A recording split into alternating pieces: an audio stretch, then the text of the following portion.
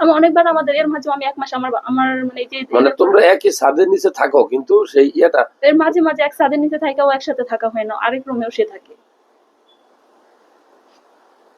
তোমার আগ্রহটা কমছে কবে থেকে?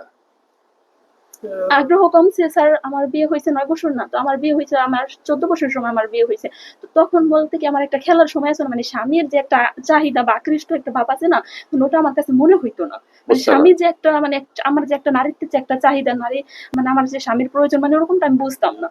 পরে আমার আমি বেবি নিয়েছি ৩ বছর পর, আমার সবাই বাচ্চা নিতে নিষেধ করছে, তুমি এত ছোটবেলা বেবি নিও না, তুমি অনেক, আর আমি অনেক হ্যাংলা পাতলা, অনেক কম বয়সের ছিলাম, দেখতো অনেক ছোটখাটো ছিলাম না, বাচ্চা নিতে সবাই নিষেধ করছে। আর সে আরো লম্বা চূড়ার মোটা স্বাস্থ্য ছিল, এখন অনেকই হয়ে গেছে, মানে কাবুক হয়ে গেছে।